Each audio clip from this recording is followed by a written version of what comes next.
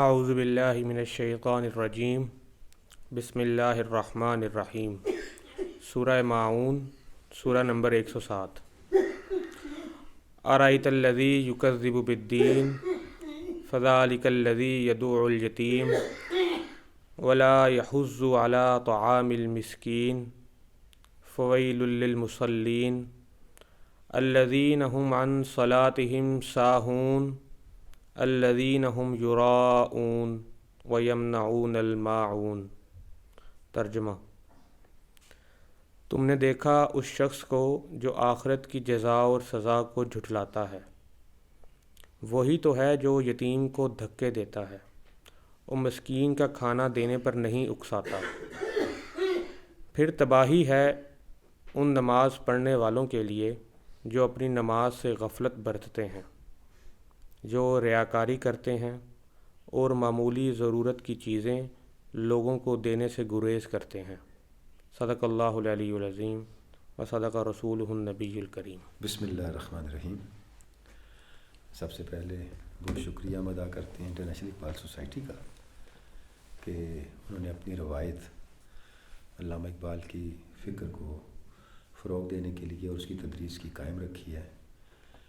درمیان میں کچھ وقت کے لیے جو کرونا کا معاملہ تھا، اور جہاں تک مجھے یاد پڑتا ہے یہیں پہ ہمارے لیکچر ہو رہے تھے کہ وہ ڈسکنیکٹ ہوئے تھے، تو اس کے دوران ایک وقفہ آیا، لیکن وہ روایت اور وہ پوری جو سلسلہ ہے الحمدللہ پھر سے شروع ہے۔ آپ احباب کو بھی خوش آمدید کہتے ہیں کہ جو اگلا ہمارا فیز ہے، مرحلہ ہے ریکنسٹرکشن کا، اس میں ہم داخل ہو رہے ہیں۔ اس سے پہلے جو لیکچر ہوئے اسی سیریز کے، اس میں 3 چیزیں ڈسکس ہوئی تھیں: ریکنسٹرکشن کا دیباچہ، پہلا خطبہ اور پھر دوسرا خطبہ، اور اس کے ساتھ کچھ کنسیپٹس بھی جو ریکنسٹرکشن کو سمجھنے کے لیے بہت ناگزیر ہیں، ان پر بھی بات کی گئی تھی۔ Reconstruction of religious thought in Islam حضرت علامہ کی بہت بنیادی کتاب ہے ان کی فکر کے حوالے سے۔ یعنی جب ہم یہ جاننا چاہتے ہیں کہ علامہ اقبال نے مختلف دینی اور تہذیبی ایشوز پر اپنا کیا موقف ہمارے لیے رکھا، تو ہم ریکنسٹرکشن کو پڑھتے ہیں۔ چونکہ علامہ شاعر بھی ہیں، مفکر بھی ہیں، پولیٹیکل تھنکر بھی ہیں، پولیٹیکل ریفارمسٹ بھی ہیں، اور عملاً بھی انہوں نے جو ہے وہ ہماری قومی زندگی میں رول پلے کیا ہے۔ تو بہت سی باتیں جو علامہ نے شاعری میں کہی ہیں یا اپنی دوسری نثری تحریروں میں کہی ہیں، جیسے اپنے مضامین میں کہی ہیں یا اپنے خطوط میں کہی ہیں، انہی کے بارے میں بہت ہی نپے تلے اور بہت ہی کیلکولیٹڈ انداز سے علامہ نے اپنا موقف دیا ہے ریکنسٹرکشن کے اندر۔ اس طرح علامہ کی فکر کو وثوق کے ساتھ سمجھنے کے لیے ریکنسٹرکشن جو ہے وہ ہمارے لیے بڑا بنیادی حوالہ بنتی ہے۔ اور خود علامہ نے بھی اپنی زندگی میں جب یہ کتاب چھپی تو اس کی طرف لوگوں کو ترغیب دی۔ یعنی یہاں تک علامہ کی سٹیٹمنٹ ملتی ہے کہ علامہ نے فرمایا تھا اگر میری یہ کتاب ہارون الرشید کے زمانے میں چھپتی تو عالم اسلام میں ایک اس کتاب کا شہرہ ہوتا۔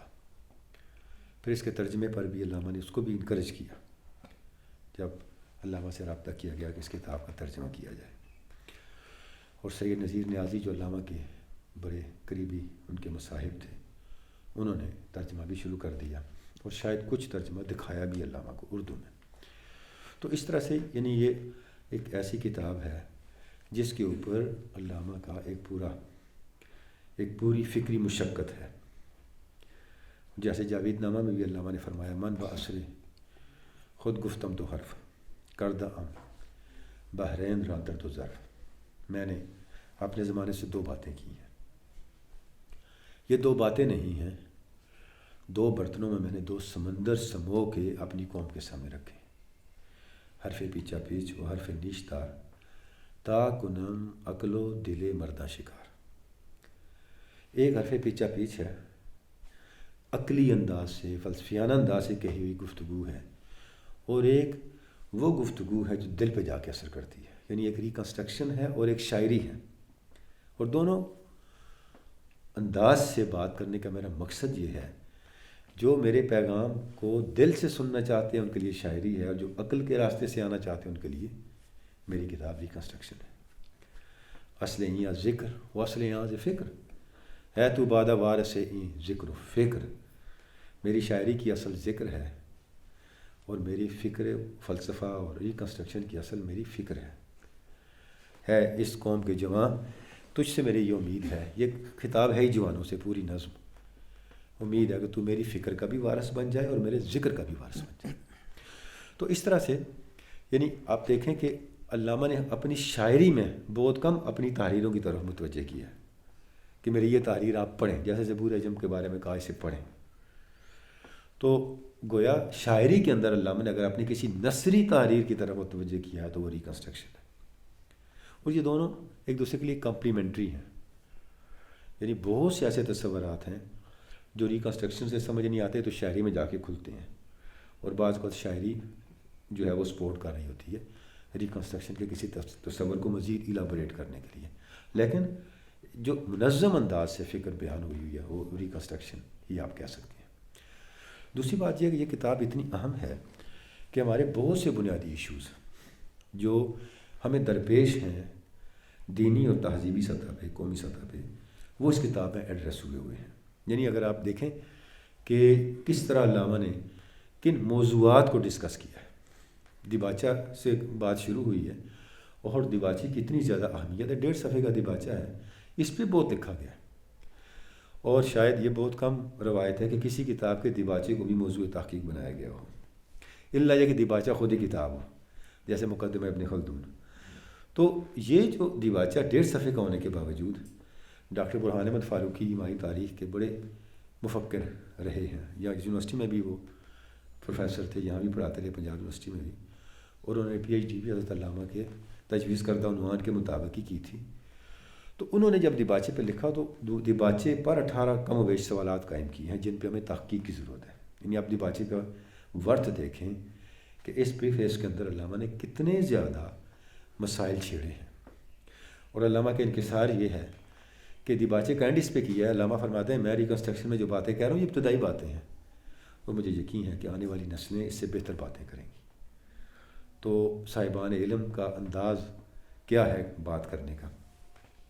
اس کے بعد جو 7 لیکچرز ہیں، پہلا لیکچر جو ہے نالج اینڈ ریلیجس ایکسپیرینس ہے، یعنی اس لیکچر کے اندر آپ دیکھیں کہ علامہ نے علم پہ ڈسکشن کی ہے اور ساتھ ریلیجس ایکسپیرینس پہ ڈسکشن کی ہے۔ یعنی علم سے مراد علم بالحواس، اس پہ پچھلا جو ہمارا سیشن گزرا ہے جناب سروش عالمگیر صاحب نے بڑی ڈیٹیل سے اس پہ بات کی، اور اس کی مختلف جو اس کے عقدے ہیں ان کو کھولا ہے، اس کی بہت سے مشکل تصورات کو ایلابوریٹ کیا ہے، اور چیزوں کو بہت واضح انداز سے جو ہماری ریکارڈنگ کے اندر موجود ہیں، اور اگر انٹرنیشنل اقبال سوسائٹی گائیڈ کر سکتے ہیں کہ ان سے بھی آپ کیسے استفادہ کریں۔ تو اس میں علامہ نے جو علم بالحواس ہے، یعنی جو ہمارا روٹین کا علم ہے، سائنسی علم ہے، یا جتنے بھی علوم ہیں، عقلی علوم ہیں، ان کو، اور اس کے ساتھ جو ریلیجس ایکسپیرینس ہے۔ اب یہاں ایک بڑا بنیادی جو ہے معاملہ اس کو پہلے بیان کر دینا چاہیے کہ جہاں بھی علامہ نے یہاں ریلیجن کا لفظ استعمال کیا ہے، اکثر و بیشتر اس سے مراد تصوف ہے، الا یہ کہ کانٹیکسٹ کچھ اور کہتا ہو، الا یہ کہ کانٹیکسٹ کچھ اور کہتا ہو۔ جیسا عنوان کے اندر ہے ریلیجس تھاٹ، تو یہاں ذرا ٹوٹیلٹی ہے، پوری دینی فکر ہے۔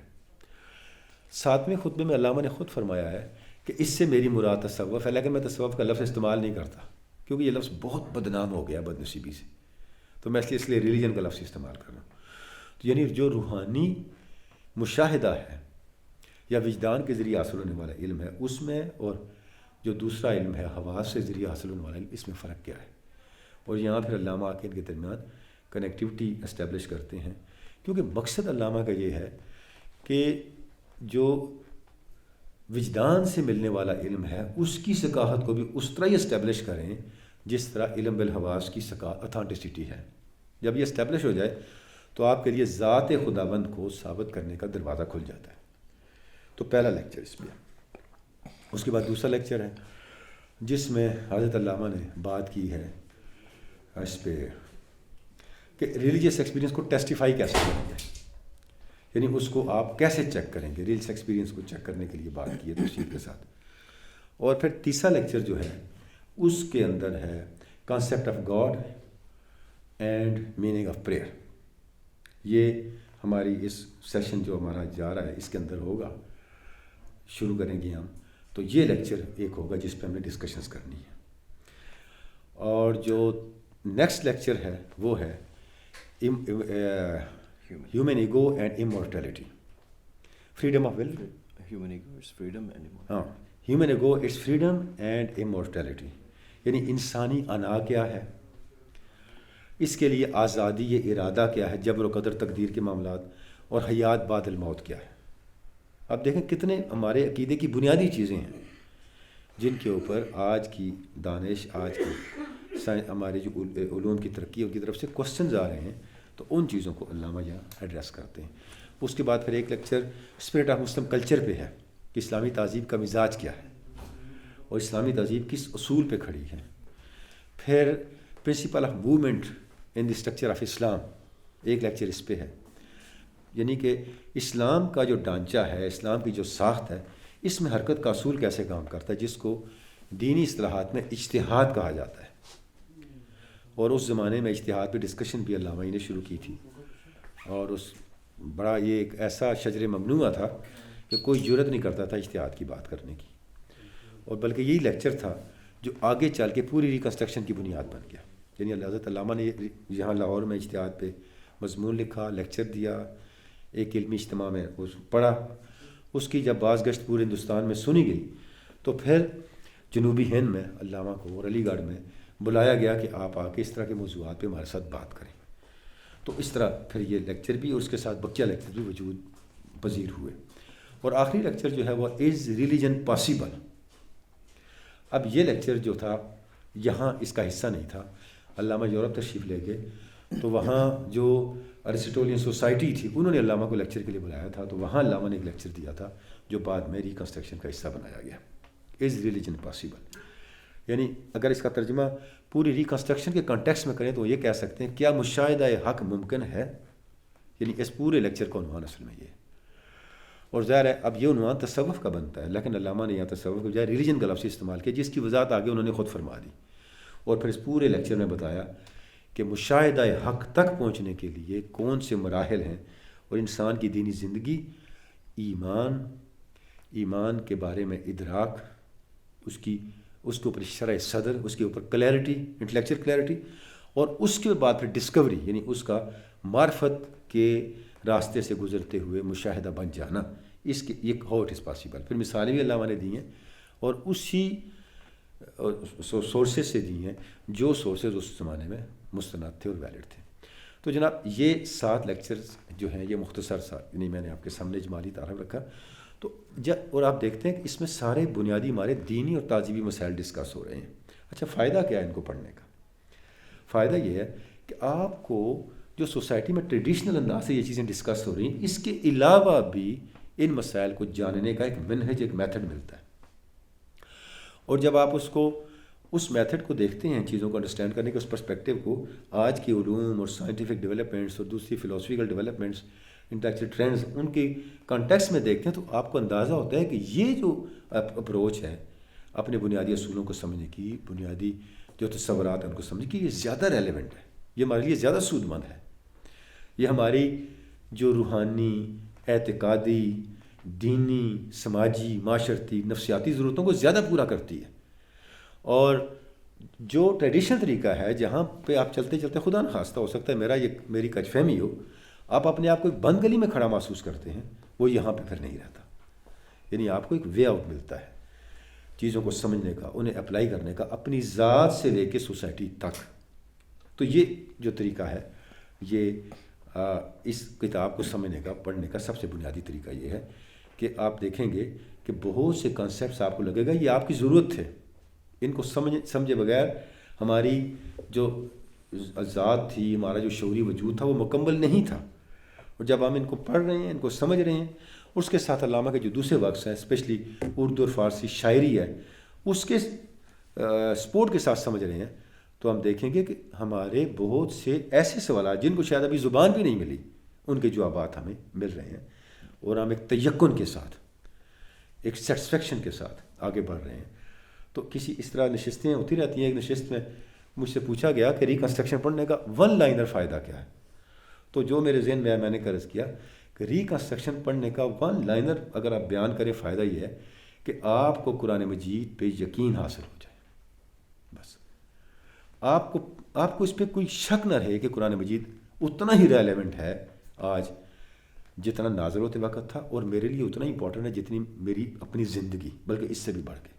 یہ یقین اگر آپ کو مل جائے تو اس کا مطلب یہ ہے کہ آپ ریکنسٹرکشن کو پڑھنے کے مقاصد کے قریب ہو رہے ہیں، کیونکہ علامہ نے جس سطح پہ جا کے استدلال قائم کیا ہے اور جس سطح پہ جا کے چیزوں کو سمجھایا ہے، وہ ہمیں اس فائدے تک لازماً پہنچاتا ہے۔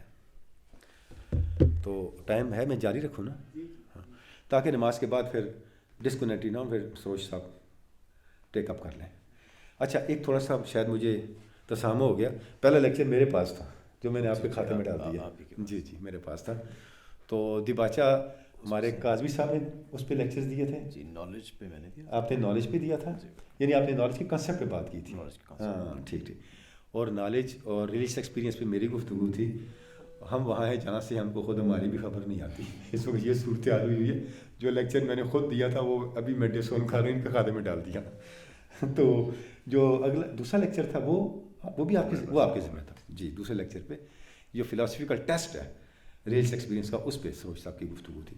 اچھا، اب جو ہم نے اس سیشن میں بات کرنی ہے، چونکہ 2 لیکچرز ہیں، تیسرا لیکچر جو ہوگا concept of God and meaning of prayer, وہ میرے ذمہ ہے، اور human ego, it's freedom and immortality, یہ سروج صاحب کے ذمہ ہے۔ تو میں تھوڑا سا آپ کو تعارف کروا دیتا ہوں جو لیکچر میرے ذمہ ہے، ان میں ہم نے کن باتوں کو ڈسکس کرنا ہے، تاکہ تھوڑا آپ کو اندازہ ہو جائے کہ اس لیکچر کی اہمیت کیا ہے۔ اچھا، اب اس لیکچر کے اندر جی، چونکہ اس کا عنوان یہ ہے concept of God and meaning of prayer, تو 2 چیزیں علامہ نے اس میں ڈسکس کی ہیں۔ سب سے پہلے بتایا کہ تصور خدا کیا ہے، یعنی وہ پہلے لیکچر میں تو یہ ثابت کر چکے نا کہ وجدان کے ذریعے حاصل ہونے والا علم بھی اتنا ہی ویلڈ ہے جتنا حواس خمسہ اور عقل کے ذریعے سے حاصل ہونے والا علم۔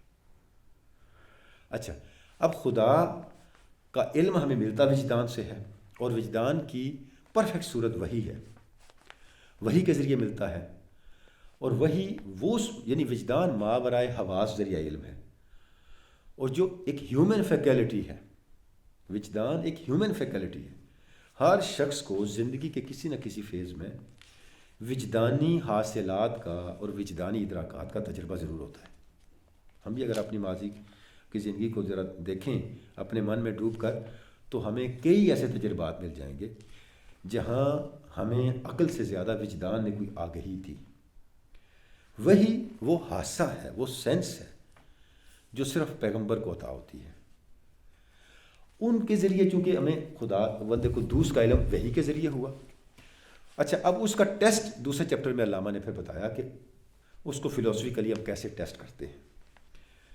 جب یہ ثابت ہو گیا تو اب اگلا کوسچن یہ خدا تو ہے، تو اس کا ہم کیا تصور قائم کریں، کیونکہ خدا کے کئی تصورات ہیں۔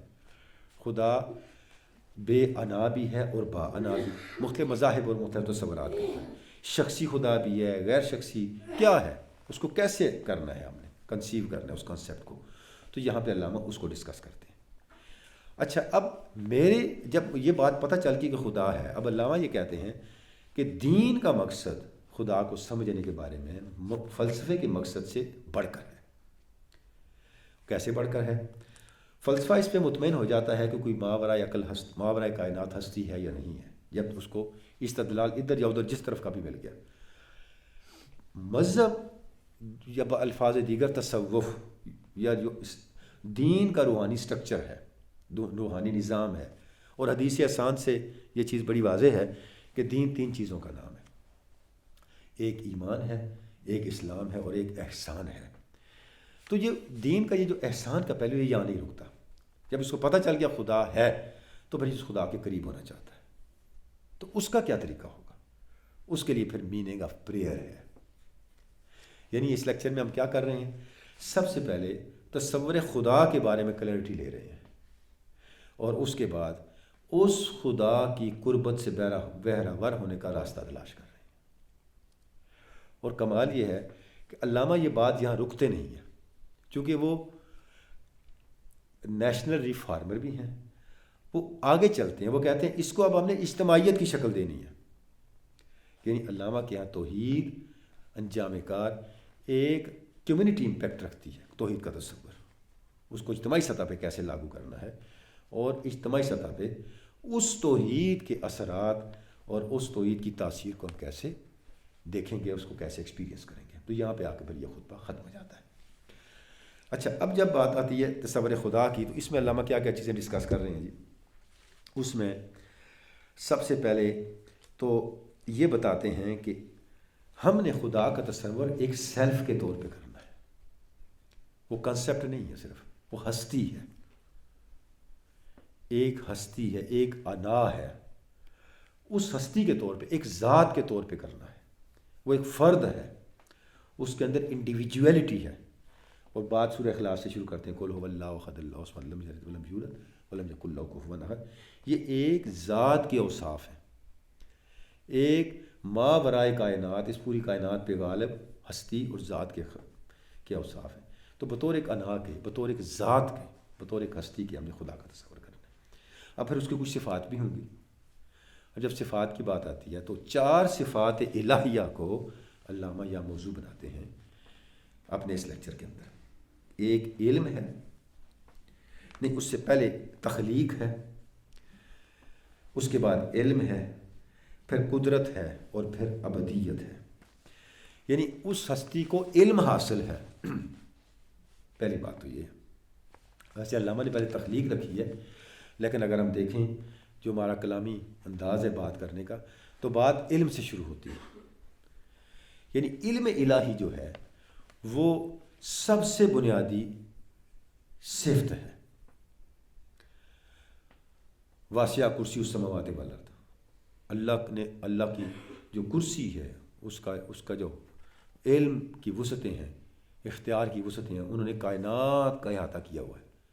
لا یحیطون بشیء من علمہ، لیکن اور اس کے علم کا احاطہ کسی کا علم نہیں کر سکتا. آیت الکرسی ہم پڑھتے ہیں صبح شام. قد احاط اللہ بکل شیء علما. اللہ نے ہر چیز کا احاطہ اپنے علم سے کر رکھا ہے. اچھا، جب علم ہے تو وہ خالی علم نہیں ہے، اس کے ساتھ قدرت بھی ہے. وہ علم جو قدرت نہ رکھتا ہو، اس کا پھر تو وہ خدا تو نہ ہوا معاذ اللہ علیہ. اچھا، اب قدرت کا اظہار کیسے ہوتا ہے؟ اس قدرت کا اظہار اس کی تخلیق کے ذریعے سے ہوتا ہے. پھر تخلیق ہے.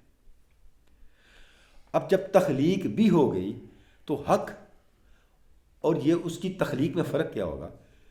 ابدیت کا وصف ذات خداوند میں ہے، جس کو یعنی ہمیشہ قائم، دائم، باقی، ازلی، ابدی، یہ اوصاف جو ہیں یہ ذات حق کے. تو ان 4 اوصاف کو علامہ اس خطبے کے اندر ڈسکس کرتے ہیں اور بیان کرتے چلے جاتے ہیں. اور یہ علامہ کا انداز اتنا کریٹو ہے، بلکہ مجھے کہنے دیجیے اتنا اجتہادی ہے کہ بہت سے ان تصورات کے ساتھ جڑے ہوئے مباحث جو ہمارے ہاں کئی صدیوں تک پھیلے رہے اور کئی طرح کے معاملات کا باعث بنتے رہے، علامہ نے چند پیراگرافس میں اور چند سطروں میں ان کو سمو دیا ہے. تو یہ علامہ کی قدرت کلام ہے. اب چونکہ یہاں یہ ہمارا موضوع نہیں ہے، میں آپ کی خدمت میں عرض کروں، اس میں جتنے تصورات علامہ نے ڈسکس کیے ہیں ان کے سے یہ حیران کن بات میں آپ کی خدمت میں عرض کر رہا ہوں، ان سے متعلق اس وقت تک کا جو یورپین نالج تھا، علامہ اس کے بارے میں اپ ڈیٹ تھے. یعنی دیکھیں 2829 میں جو یورپ میں کتابیں چھپی ہیں ان تصورات میں، جیسے گفٹ لیکچرز تھے، یہ اور بڑے بڑے ماہرین الہیات تھے ویسٹ کے، وہ ساری کتابیں علامہ کے مطالعے میں تھیں. اور علامہ نے وہاں وہ چیزیں مارک کی ہوئی ہیں جو تصور خدا کو یا تصور تقدیر کو یا تصور عبادت کو الابوریٹ کرتی ہیں ویسٹرن پرسپیکٹیو کے مطابق. اور میں یہ سمجھتا ہوں شاید ہماری پوری کلامی تاریخ میں ایسی کوئی مثال نہ ملتی ہو کہ کسی نے کلامی مباحث پہ بات کرتے ہوئے جو مقابل مباحث تھے ان کو اتنی ڈیپتھ کے ساتھ دیکھا، کم از کم ہمیں حوالے نہیں ملتے جیسے شاعرہ کے ہاں ہیں یا اور امام راضی کے مباحث میں شرح کیا ہے، یعنی ان لوگوں نے ڈسکس کیا لیکن جو سوسائٹی میں آ گئے، جیسے ایک ڈسکشن چلتی چلتی کرسچینٹی سے آ گئی، یہودیت سے آ گئی، کہیں اور سے آ گئی، ان کو ایڈریس کیا انہوں نے تو علم الکلام بنتا چلا گیا نا. یہ ہماری ہسٹری ہے. علامہ کے زمانے میں تو تھا ہی کچھ نہیں، اندھیرا ہی اندھیرا تھا. یعنی مغرب کا پتہ ہونا اور دوسروں کا پتہ ہونا دور کی بات ہے، اپنی باتوں کا کسی کو نہیں پتہ تھا. اور حال یہ تھا کہ اجتہاد پہ بات کریں تو کافر، یعنی دروازے تو اس طرح بند کیے ہوئے تھے لوگوں نے. اور علامہ کا نالج اتنا اپڈیٹ تھا، کس طرح وہ ویسٹ کے اسکالر سے رابطے میں تھے، کیسے آج ہم انہیں کتابیں ملتی ہیں ہمیں، حالانکہ ہر چیز اویلیبل ہے. آج ہر کتاب ہمارے فنگر ٹپ پہ ہے، ہم دیکھ سکتے ہیں. لیکن اس زمانے میں تو ایسی سہولتیں نہیں تھیں. تو ہم دیکھتے ہیں کہ وہ ساری کتابیں جو ان مباحث سے متعلق اس دور کے تھنکرز کی تھی. اچھا سائنٹیفک بھی ایسا ہی تھا، جیسے آئنسٹائن کی لیٹسٹ ڈسکشنز ہیں یا اور اس طرح کی تھیوری آف ریلیٹیوٹی یا جینیٹکس کی ڈسکشنز ہیں، اس زمانے کی بایولوجی کی، نفسیات کی، علامہ ان کو بھی پیش نظر رکھے ہوئے تھے. تو اس کے اندر علامہ نے ایسا ہی کیا ہے کہ جب ان چیزوں کو ڈسکس کیا ہے تو ان چیزوں کو بھی ڈسکس کرتے چلے گئے ہیں. اچھا، اب اس میں علامہ نے پھر جو ہمارے ہاں معروف مکاتب فکر تھے، جیسے اشاعرہ کا مکتبہ فکر تھا، یا اشاعرہ کے بعد اور ہمارے مفکرین آئے جنہوں نے اس پہ کام کیا، اجمی مفکرین جیسے جلال الدین تبانی تھے یا اور لوگ تھے، ان کو بھی پھر علامہ نے یہاں پہ ڈسکس کیا ہے. یہاں میں جیسے ایک جملہ علامہ کا میں آپ کے سامنے رکھنا چاہوں گا. جیسے علامہ یہ کہتے ہیں کہ اللہ نے اس کائنات کو جب پیدا کر لیا تو وہ پائے کائنات اللہ نے پیدا کر دی، لیکن اس کائنات کو خدا کے مقابل کوئی حقیقت کے طور پہ ہم تصور نہیں کر سکتے. یعنی اس کی حیثیت خدا کے مقابل خود مختار حقیقت کی نہیں ہے. اچھا، اب یہ جملہ اتنا جامع جملہ ہے. اس سے یہ بات کیا کہ علامہ نے ہمارے ہاں جو وجودی اور شہودی مباحث تھے، خلق کا خالق کے ساتھ ربط طے کرنا تھا، ان ساری باتوں کو یہاں سمو دیا. جیسا کہ آگے ہم چلیں گے تو اس پہ ہم ڈیٹیل سے بات بھی کریں گے. اچھا، اسی طرح تخلیق کے حوالے سے علامہ نے یہ بتایا کہ جو قرآن مجید کا تصور ہے وہ یونان کے تصور سے بالکل مختلف ہے. یعنی قرآن اسپرٹ جو ہے وہ یونانی کلاسیکیت سے کی نفی کرتی ہے. تو گویا علامہ نے بتایا کہ قرآن مجید نے آ کے انسانی فہم کے مزاج کو بدلا. اب اس کے کیا اثرات ہوئے وہ ظاہر ہے وہ پورا ایک مبحث ہوگا. اچھا، ایک اور چیز ہے، اسی میں چلتے چلتے علامہ کئی ٹاسک دیتے ہیں مسلم ماہرین الہیات کو. بھی پہلے ہمارا یہ موقف تھا، اب یہ چیلنجز آ گئے ہیں تو ہمارے تھیولوجنس کو، ہمارے ریلیجیس اسکالرس کو ان ٹاسکس کو ٹیک اپ کرنا چاہیے اور ان کو ریسرچ کا موضوع بنانا چاہیے. یعنی آگے کا وے اور فارورڈ بھی علامہ جو ہے وہ بتاتے چلے جاتے ہیں. تو پہلے علامہ تخلیق کو ڈسکس کرتے ہیں. تخلیق کے بعد اس کے بعد پھر علامہ آ جاتے ہیں علم پر، اللہ کی صفات کو ڈسکس کرتے ہوئے. علم الہی پہ جب تک کرتے ہیں تو یہاں پھر یونیک باتیں ہمیں ملتی ہیں. مثلا بہت بڑا مبحث ہمارے ہاں جو جبر و قدر کا ہے وہ علم الہی کے ساتھ جڑا ہوا ہے. یعنی اگر اللہ پاک کو پتہ ہے میں نے کیا کرنا ہے کل پرسوں آگے، تو پھر اس میں میری غلطی تو کوئی بھی نہیں ہے. یعنی میرا انجام کیا ہونا، ایک بندے کا انجام کا پہلے اللہ کو پتہ ہے کہ اس نے دوزخ میں جانا ہے، تو اسے ساری زندگی نماز روزہ کرنے کی کیا ضرورت ہے. اور اگر وہ نماز روزہ کر کے نیک اعمال کر کے جنت میں جائے گا، کامیاب ہوگا. یہ دنیا میں بھی آپ دیکھ سکتے ہیں ہمارے نتائج ہمارے اعمال کے مطابق نکلنے ہیں اور اللہ کو نہیں پتہ، تو وہ خالق کیسا ہے؟ یعنی کہ علیم بکل شیء کیسے ہے؟ اب اچھا، اب جب آپ یہاں آتے ہیں تو یہاں ہمارے کلامی مباحث میں ایک ڈسکشن ہے، قدرت کاملہ اور علم کاملہ کا کنفلکٹ، کہ کبھی بھی قدرت کاملہ اور علم کاملہ اکٹھے نہیں ہو سکتے. میں آپ کے سامنے بیٹھا ہوں، یہ سامنے دو دروازے ہیں، اب میں نے اٹھ کے نکل کے جانا ہے. اگر تو مجھے پتہ ہے میں نے اس دروازے سے جانا ہے تو میری قدرت محدود ہو گئی، کیونکہ اب میں ادھر جا ہی نہیں سکتا، اختیار میرا لمیٹڈ ہو گیا. اور اگر مجھے یہ اختیار دیا جا رہا ہے دونوں میں سے جہاں سے مرضی جائیں، تو میں یہاں سے اٹھتے ہوئے تو مجھے نہیں پتا میں نے کہاں سے جانا ہے، تو میرا علم محدود ہو گیا.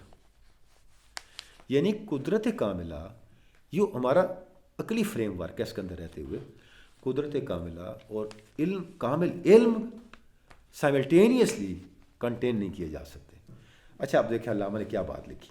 علامہ لکھتے ہیں، ایک جملہ ہے ریکنسٹرکشن کا، we have no word for knowledge which is creator of its object.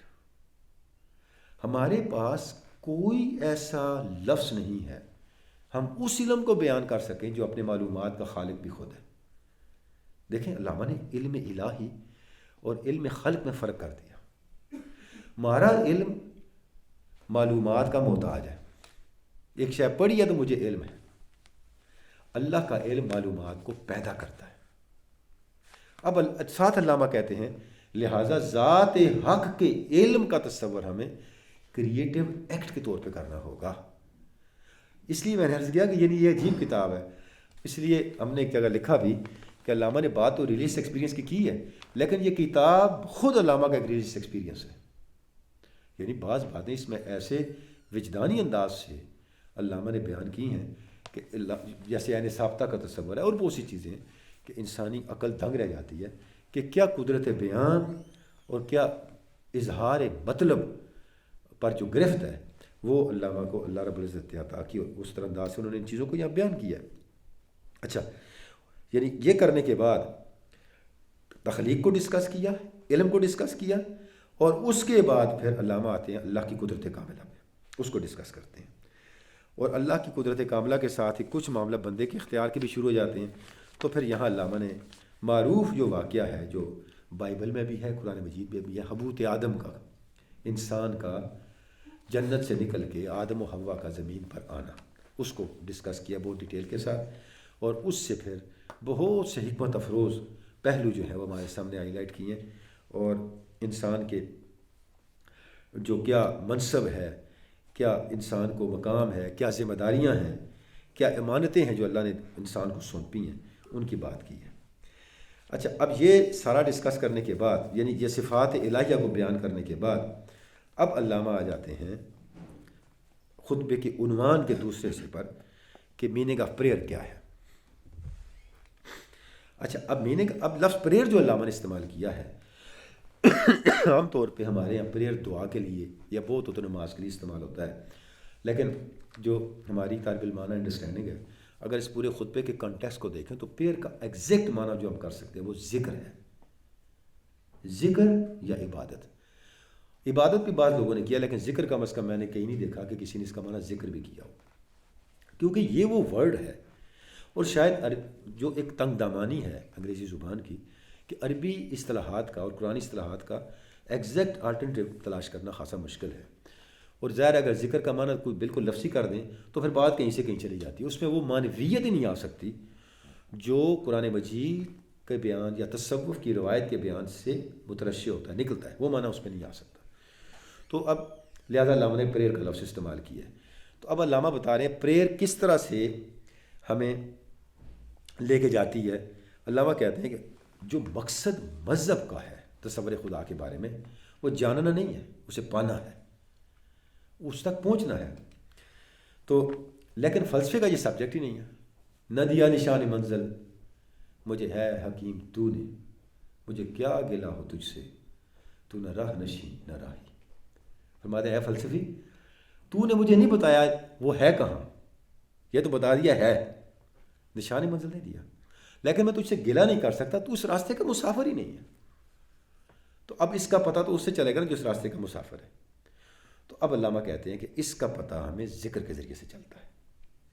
اب ذکر کیا ہے؟ پرائمری ذکر ایک ایٹیٹیوڈ آف مائنڈ ہے، اور علامہ نے اس میں لکھا ہے کہ جو عبادت یا پریئر، میں لفظ پریئر ہی رکھوں گا، جو پریئر کا عمل ہے یہ ہمارے شعور کی ہر سطح کو مختلف انداز سے متاثر کرتا ہے، یا دوسرے لفظ میں آپ یہ کہہ سکتے ہیں پریئر کا عمل ہمارے شعور کو وہ استعداد دیتا ہے تربیت کے ذریعے سے کہ وہ ذات حق کی قربت کو کنٹین کر سکے، ذات حق کی قربت کو سہار سکے، کیونکہ اللہ تک کچھ چل کے تو جانا نہیں، کہیں کوئی ٹکٹ کٹا کے تو کہیں نہیں بیٹھنا۔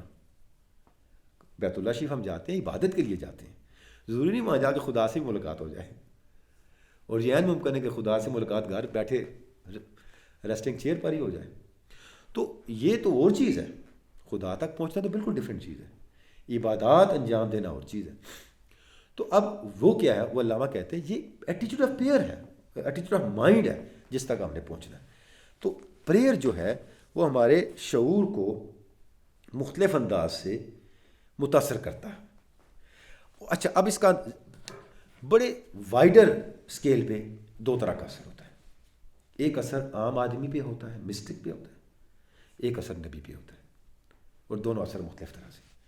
نبی پہ کیا اثر ہوتا ہے, اس کا آؤٹ کم کیا ہوتا ہے, اور مسٹک پہ کیا اثر ہوتا ہے, اس کا آؤٹ کم کیا ہوتا ہے. اس کو علامہ نے ڈسکس کیا. یہاں بھی انہوں نے کہہ دیا کہ اس کی تفصیل میں آپ کو اگلے lecture the spirit of Muslim culture میں بھی دوں گا. اجمالاً یہاں کر دیا, تفصیل علامہ نے اس کے لیے رکھ دی ہے. اچھا, اس کے بعد پھر آگے چل کے مزید پریئر کو ڈیفائن کرتے ہوئے علامہ کہتے ہیں کہ ایک سطح ہے فکر کی اور ایک سطح ہے عمل کی. مسٹک پر بھی, عام آدمی پر بھی پریئر کا ان دونوں ڈومین میں امپیکٹ ہوتا ہے. کیا امپیکٹ ہوتا ہے؟ جو فکر کی سطح ہے یہاں پہ وہ ایٹیٹیوڈ آف مائنڈ ڈیولپ کرتا ہے پریئر کا عمل, اور جو عمل کی سطح ہے ہماری زندگی کا جو عملی ڈومین ہے اس میں کیا کرتا ہے, اس میں ہم کچھ چیزیں ایبزارب, انجذاب و اکتساب سے گزارتے ہیں. یعنی ہم کچھ چیزیں اپنی ذات کے اندر ایبزارب کر رہے ہوتے ہیں. بینگ لمیٹڈ, ہم ان لمیٹڈ کو ایبزارب کر رہے ہوتے ہیں اپنے اندر. جیسے علامہ نے مولانا روم کا شعر یہ اسرار الرموز میں لے کے آئے ہیں کہ در رضایش رضائے حق گم شود این سخن کہ باور مردم شود. کہ جب بندہ قرب حق کے راستے پہ چلتا ہے تو اللہ کی رضا بندے کی رضا میں گم ہو جاتی ہے. اب وہی بات جو ریکنسٹرکشن میں علامہ کہہ رہے ہیں کہ کیا کرتا ہے, وہ انجذاب و اکتساب کے عمل سے گزرتا ہے صوفی پریئر کے ذریعے. یعنی کچھ جذب کر کے اپنی ذات کو انہینس کر رہا ہوتا ہے. اور یہ بڑی عجیب بات ہے جو مصرے میں بھی مولانا نے فرمائی کہ علم رضائے الہی بندے کی رضا میں گم. حالانکہ کام الٹا ہونا چاہیے نا, علم الہی میں بندے کا علم اور اللہ کی رضا میں بندے کی رضا گم ہونی چاہیے. بات وہ کیا کہہ رہے ہیں, در رضایش رضائے حق گم, اللہ کی رضا بندے کی رضا میں گم ہو رہی ہے. لیکن جواب اگلے مصرے میں دے دیا ہے, این سخن کہ باور مردم شبد. یہ بات عام آدمی کی سمجھ میں کیسے آئے, یہ حال کی بات ہے. تو جب تک حال سے نہیں گزریں گے یہ بات سمجھ نہیں آئے گی. تو جناب اس کے بعد دعا کا فلسفہ ہے, اور پھر دعا کے اثرات مولانا روم کی مصنوعی سے بھی انہوں نے اسٹیبلش کیے ہیں. یہیں سے آگے چل کے پھر اس کو پریئر کو اجتماعیت میں لے آتے ہیں. اور کمال کی بات ہے, یہاں بھی میں ایک بات عرض کرنا چاہوں گا, وقت میرا ختم ہو رہا ہے, نماز بھی پڑھنی ہے ہم نے. یہاں علامہ نے قرآن مجید کی وہ آیت کوٹ کی ہے جس میں نیکی کو سب سے زیادہ جامع انداز سے بیان کیا گیا. کتنی حیران کن بات ہے. یعنی آپ سوچیں کہ قرآن مجید کے اوپر علامہ کی نظر کتنی تھی, کیا ان کا مطالعہ تھا قرآن مجید کا. لیس البر ان تولوا وجوہکم قبل المشرق والمغرب ولکن البر من آمن باللہ والیوم الآخر واقام الصلاۃ وآتى الزکاۃ. پوری چیزیں آتی چلی. نیکی یہ نہیں ہے کہ کعبے کی طرف رخ کر کے بیٹھ جاؤ. نیکی یہ نہیں ہے کہ مشرق و مغرب کو رخ کرو. یعنی نیکی رسمیات کا نام نہیں ہے, نیکی یہ ہے. اور اس آیت میں اللہ نے نیکی کو کہاں سے شروع کیا, عقیدے سے, پھر عبادات, پھر حقوق, انفرادی, اجتماعی, سب کچھ بیان کر دیا. یعنی یہ قرآن مجید کی وہ آیت ہے جو بر, قرآنی تصور بر کو سب سے جامع انداز سے بیان کرتی ہے. علامہ اس میں آ کے پریئر کے لیے وہ آیت لے کے آتے ہیں اور فرماتے ہیں کہ عبادت اور ذکر اس وقت زیادہ مؤثر ہوتا ہے جب وہ اجتماعی ہوتا ہے. کیونکہ علامہ جیسا مفکر کب اس بات سے غافل ہو سکتا ہے کہ مسئلہ ہی اس وقت پیدا ہوا ہماری تاریخ میں جب تصوف انڈیویجول ہوا.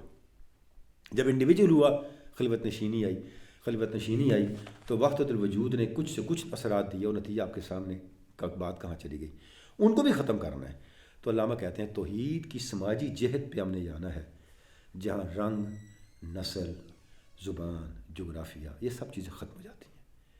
اور یہ کام کیا ہے 23 سال کے اندر رسول عربی صلی اللہ علیہ وسلم نے, جو صدیوں میں نہیں ہو سکا. اور یہ ہے مقام محمد عربی جس کی وضاحت علامہ نے اپنی زندگی کی آخری تعلیم میں بھی کی ہوئی ہے. اسلام اور تصور قومیت کے اندر اور اس بات کو یہاں چند جملے ہیں اور ان جملوں کی تشریح و پورا مضمون ہے. اور اس میں بھی دیکھیں علامہ نے جو تصور قوم کا تھا اس سے متعلق قرآن مجید کی ساری آیتیں دی ہوئی ہیں. کمال بات ہے. حالانکہ وہ علامہ سے بیمار تھے, خود لکھ رہے تھے, ڈکٹیٹ کرواتے. نذیر نیازی کو آرٹیکل ڈکٹیٹ کروایا جو ان کے انتقال سے 3-4 مہینے پہلے چھپا ہے. تو جناب یہ اجمالی سا خاکہ تھا اس خطبے کا کہ ہم نے کنسیپٹ آف گاڈ کو سمجھنا ہے. پھر علامہ کے الفاظ میں یہ سمجھنے کی کوشش کرنی کہ اس کی قربت کیسے ممکن ہے, اور پھر اس کی قربت کے ذریعے ذکر کو پل کیسے بنانا ہے, اور پھر اس کی قربت کو پانے کے بعد اس کے اثرات انفرادی نہیں اجتماعی زندگی میں ہم نے کیسے ویزیبل بنانے.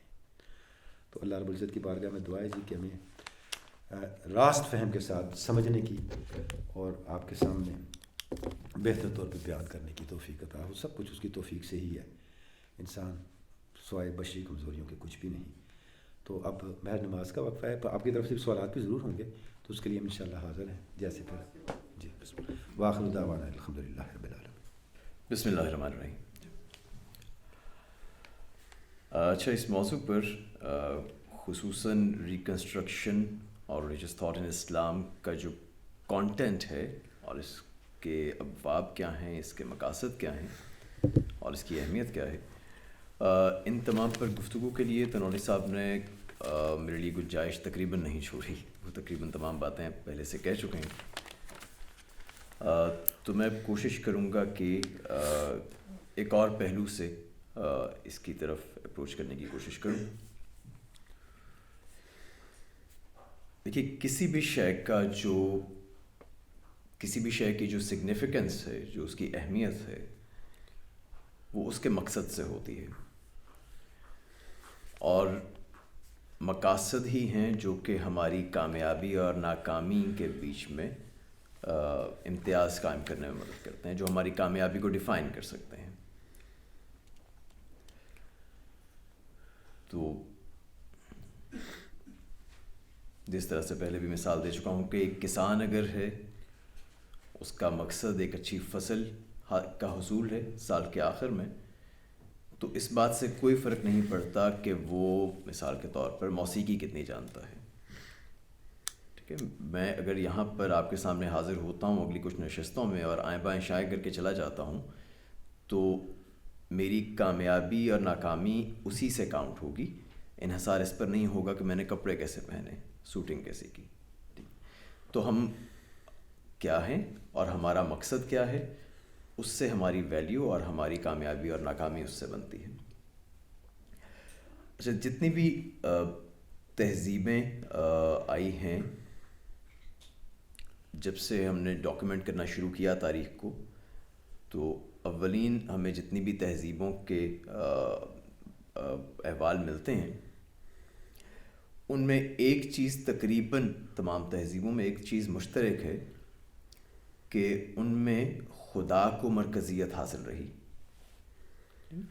اور انسان کیا ہے, وہ یہاں پر کیوں ہے, اس کا مقصد کیا ہے, ان تمام باتوں کے جوابات جو ہیں وہ خدا مرکزیت کے حوالے سے دیے جاتے رہے ہیں.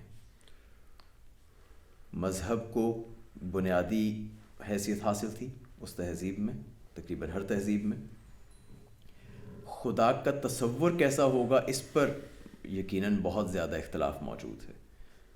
مذہب کی تعلیمات کیا ہیں کیا نہیں ہیں اس پر اختلاف موجود ہے, مگر انسان کا ہر مقصد, انسان کی ہر قدر, اس کی تمام تر ویلیوز, یہ ان کی ڈیفینیشن انہی حوالوں سے کی جاتی رہی ہے, انہی ریفرنسز سے کی جاتی رہی ہے. اور جتنی بھی تہذیبیں گزریں ان تہذیبوں میں باوجود اختلافات کے ان کا جو بیسک فیبرک ہے, بیسک مورل فیبرک ہے, اور ان کی جو بیسک اقدار ہیں وہ تمام ڈیفائن انہی حوالوں سے ہوتی رہی ہیں. تو ایک ڈیوینٹی آپ یوں کہیے کہ ہماری تمام تر تہذیبی کشاکش میں, ہماری تمام تر سویلائزیشنل ایلیمنٹس میں ایک بڑا ڈیفائننگ ایلیمنٹ وہ ڈیوائن رہا ہے, اور اس ڈیوینٹی کے ساتھ ہم اپنے آپ کو ایسوسیٹ کر کے اپنے مقاصد طے کرتے رہے ہیں, اپنی اچھائیاں اور برائیاں طے کرتے رہے ہیں. تو انسان کی تاریخ زیادہ ایسے ادوار پر مشتمل ہے. پھر دور آتا ہے جدیدیت کا. کہ جدیدیت جو ہے جو لوگ پہلے کچھ سیشنز میں موجود رہے ہیں وہ انہیں یاد ہوگا اس پہ گفتگو رہی ہے کہ جدیدیت سے مراد پروگریس نہیں ہے، سائنس اور ٹیکنالوجی نہیں ہے، ایڈوانسمنٹ نہیں ہے. جدیدیت جو ہے یہ خاص اصطلاح ہے جو سوشیولوجی میں اور فلسفے وغیرہ میں استعمال کی جاتی ہے. اور جدیدیت جو ہے یہ ایک خاص ورلڈ ویو کا نام ہے، ایک خاص پرسپیکٹیو کا نام ہے، ایک خاص کنڈیشن اور ہسٹوریسٹی کا نام ہے، ایک خاص ایرا کا نام ہے. تقریباً 12ویں صدی سے شروع ہونے والے مسلسل ایسے واقعات کا ظہور ہوا جنہوں نے آپ یوں کہیے کہ زمین ہموار کی جدیدیت کی اسٹیبلشمنٹ کے لیے، ماڈرنزم کے لیے.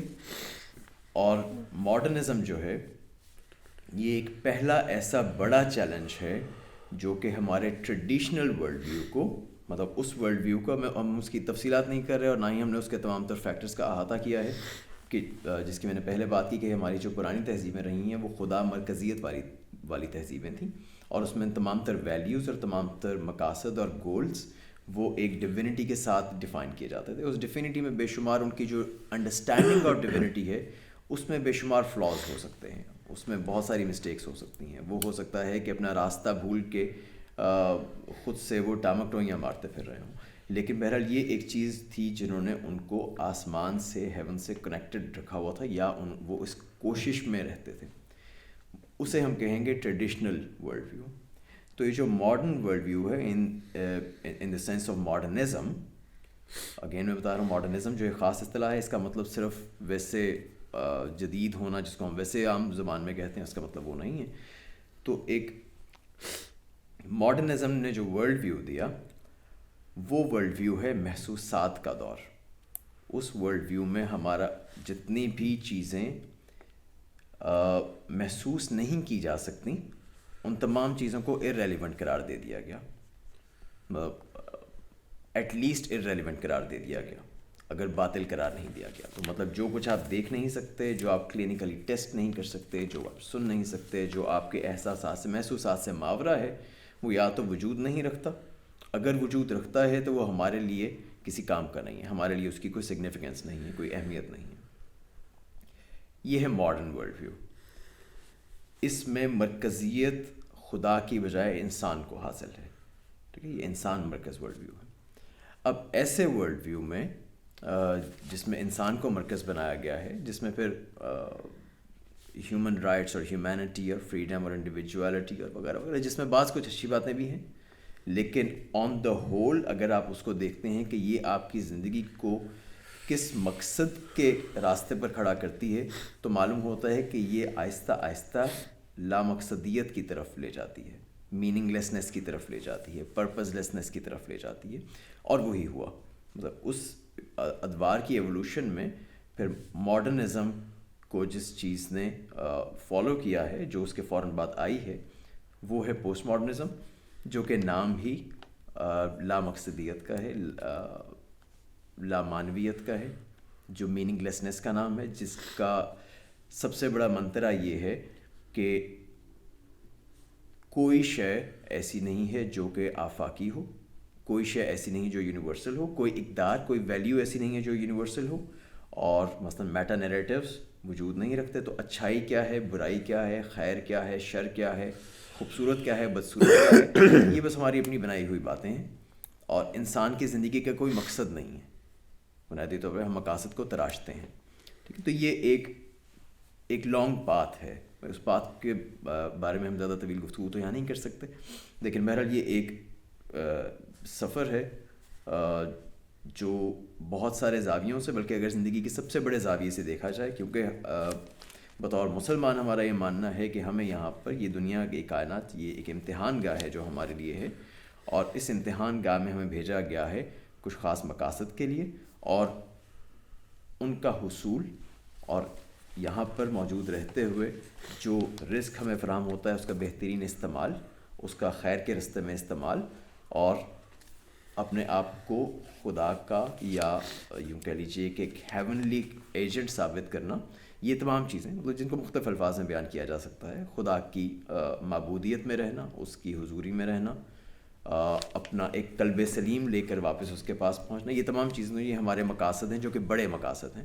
اور ہماری جو چھوٹی چھوٹے یہاں پہ چیلنجز آتے ہیں اس کائنات کے، جو چھوٹے چھوٹے معاملات ہیں، ہماری جاب ہے، بزنس ہے، وغیرہ وغیرہ، ان سب میں ہم کس طریقے سے کام کریں گے وہ ان چیزوں سے ڈیفائن ہوتا ہے۔ جب آپ نے اس ڈیوینٹی کو ہٹا دیا تو یقیناً پھر آپ کو نئے مقصد بنانے ہیں، پھر آپ کے پاس کوئی ایک آفاقی مقصد نہیں ہے۔ تو یہ جو ایک ماڈرنسٹ ورلڈ ویو ہے، یہ پہلی مرتبہ ایسا ہوا تھا کہ جو مختلف مذاہب ہیں اور مختلف جو تہذیبیں ہیں ان سب کو اتنا بڑا چیلنج درپیش ہوا ہو، جس نے رفتہ رفتہ انسان کے لیے خدا کو، مذہب کو، بڑے مقاصد کو بالکل ارریلیونٹ کر دیا ہے۔ حتیٰ کہ ان لوگوں کے لیے بھی جو خود کو، مطلب ہم لوگ جو خود کو مسلمان کہتے ہیں، کہ ہمارے لیے بھی خدا اتنی دیر تک ریلیونٹ عام طور پہ ہوتا ہے جب تک ہم نماز پڑھ رہے ہوں، جب تک ہم مسجد میں ہوں۔ جب باہر نکلتے ہیں، لوگوں سے معاملات کرتے ہیں، اپنے بزنس وغیرہ کی ڈیلز کرتے ہیں، جاب کرتے ہیں، کچھ بھی کرتے ہیں، تو اس میں خدا عام طور پہ اس کا حصہ ہمارے شعوری سطح پر بھی نہیں ہوتا، ہماری احوالی سطح پر بھی نہیں ہوتا، وجودی سطح پر بھی نہیں ہوتا۔ تو یہ جو چیلنج ہے، جو ماڈرنزم کا چیلنج ہے، اس نے ہمارے اذہان کو بھی، مطلب ہماری جو شعوری سطح ہے، جو ہماری کانشیسنیس ہے، اس کانشیسنیس کی بھی خاص انداز میں اس کو مولڈ کیا ہے، اس کو ایک خاص انداز میں شیپ اپ کیا ہے، اس کی خاص تربیت کی ہے، جس تربیت کے زیر اثر ہم یوں کہیے کہ خدا سے جو الائیو آپ کا ایک زندہ تعلق ہوتا ہے، جو وہ رشتہ ہے، جو کنیکشن ہے، جو ڈائنامک کنیکشن ہے، جو ہر وقت اس کی حضوری میں رہنے کا کنیکشن ہے، جو ہر وقت اس کو محسوس کرنے کا کنیکشن ہے، وہ ہم میں سے زیادہ تر لوگ، ہم میں سے اکثریت اس کو کھو بیٹھی ہے، اور ہم زیادہ تر اسی مادے میں، انہی میٹیریلز میں ان کے ہو کر رہ گئے ہیں۔ مادہ پہلے بھی مسلمانوں کے لیے کوئی اجنبی شے نہیں تھا۔ پہلے یہ ہوتا تھا کہ ٹریڈیشنل ورلڈ ویو میں یہ مادہ ہمارے لیے مسخر ہے، ہم اس کے فاتح ہیں، ہم کانکررز ہیں، تو ہم اس کو استعمال کرتے ہیں، استعمال ہم کرتے ہیں اپنے ورلڈ ویو کے مطابق، اپنے مقصد کے مطابق۔ اب کے ورلڈ ویو کے تحت رفتہ رفتہ یہ ہوا ہے کہ ہم اس کے غلام بن گئے ہیں، ہم اس کے ہاتھوں استعمال ہو رہے ہیں ایٹ مینی پلیسز۔ تو میرا اب یہ جو ریکنسٹرکشن ہے، اگر اب ہم موضوع پر آئیں تو اقبال نے جو اس ریکنسٹرکشن میں جو جتنے لیکچرز دیے ہیں، اس کا ایک مقصد تو یہ ہے کہ ماڈرنٹی سے اور ماڈرنزم سے یہ جو چیلنجز ہمیں درپیش ہیں، ہمارے ٹریڈیشنل ورلڈ ویو کو، ہماری مقصدیت کو، ہماری مسلمانیت کو، اور آن دا ہول انسان کو، کیونکہ جیسے پہلے عرض کیا کہ کسی بھی شے کی اہمیت اس کے مقصد ہی سے ہے۔ اگر آپ کا مقصد فوت ہو گیا، اگر آپ کی خدا مرکزیت فوت ہو گئی، تو پھر آپ ہوں نہ ہوں، پھر آپ جتنی مرضی ایجادات کریں، پھر آپ جتنے مرضی مار لیں، وہ سب بیکار ہیں۔ ہاں، اگر آپ اس کے حوالے سے سب کچھ کرتے ہیں تو پھر ان سب کا مقصد ہے، پھر ان سب کی ایک اہمیت ہے اور سگنیفیکنس ہے۔ تو اقبال کا یہ لکھنے کا ایک مقصد ان چیلنجز کو کاؤنٹر کرنا تھا، جو میرا خیال ہے کہ جس کے لیے اقبال سے زیادہ توانا آواز ہمارے پاس ہماری جدید روایت میں موجود نہیں ہے، ان کے برابر بھی نہیں ہے، ان سے کچھ کم حیثیت میں بھی شاید نہیں ہے، انفارچونیٹلی۔ دوسرا، وہ لوگ جو جن میں ہم سب لوگ شامل ہیں، کہ جو ماڈرنزم کے زیر اثر جن کی پرورش ہوئی ہے، اور جو چاروں ناچار، کیونکہ تہذیب کا جو جبر ہوتا ہے نا، وہ جبر ایسا ہوتا ہے کہ اس کو وہ تو نظر بھی نہیں آتا، وہ زنجیریں ایسی ہوتی ہیں کہ وہ زنجیریں نظر نہیں آتی، تو اس کو ریزسٹ کرنا بہت ہی مشکل کام ہے۔ ہمیں تہذیب، جو سویلائزیشن ہے جس میں ہم بڑے ہوتے ہیں، وہ ہمیں کسی نہ کسی طور پر میں رنگ لیتی ہے۔ ہم لاکھ دیکھتے ہوں کہ یہ غلط ہو رہا ہے، یہاں پہ یہ غلط ہو رہا ہے، یہاں پہ میں ڈی ہیومنائز ہو گیا ہوں اس سویلائزیشن کے ہاتھوں، لیکن تبھی وہ ڈی ہیومنائزیشن کہیں نہ کہیں ہمارے اندر جڑ پکڑ چکی ہوتی ہے۔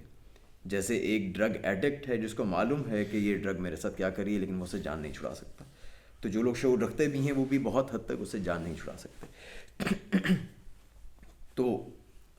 تو ان لوگوں کو کہ جن کے لیے خدا کے ساتھ وہ والا تعلق جس کے وسائل دستیاب تھے، مثلاً جس طرح سے تنولی صاحب نے فرمایا، تصوف کے راستے پر، ذکر کی سطح پر، عبادت کے حوالے سے، خدا کی عبودیت، اس کی عبادت اور اس کی فرمانبرداری کے حوالے سے جو ذرائع ہمارے پاس موجود تھے، ان میں سے بہت سارے ذرائع ہم کھو بیٹھے ہیں۔ ہمارے اندر وہ وجدانی سطح جو اس تعلق کے لیے ریکوائرڈ تھی، وہ وجدانی سطح ہم اچیو نہیں کر سکے، اس تربیت کے زیر اثر جو کہ ماڈرن ایرا نے ہمیں جو تربیت اس نے ہماری کی ہے.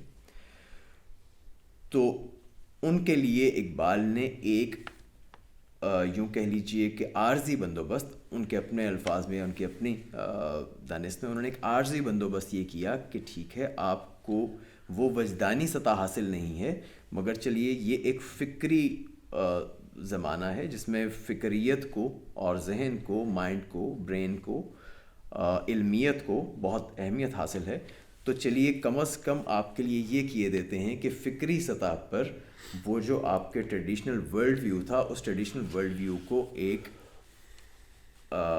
اس کو ایکوپ کیے دیتے ہیں کہ فکری سطح پر آپ کو کچھ ہتھیار ایسے میسر آ جائیں کہ آپ ان کو ڈیفینڈ کر سکیں، آپ ان کی جو اوتھینٹسٹی ہے اس کو دیکھ سکیں، آپ یہ جان سکیں کہ وہ کس طرح سے ایک اعتماد کے ساتھ اور کانفیڈنس کے ساتھ مغربی دنیا کے آگے بھی، ایک ملحد کے آگے بھی، ایک مرتد کے آگے بھی، ایک ایتھسٹ کے آگے، ہم اس کو ایک ایگنوسٹک کے آگے بھی ہم اس کو پریزنٹ کر سکتے ہیں اور بہت کانفیڈنس سے، بہت علمی سطح پر پریزنٹ کر سکتے ہیں.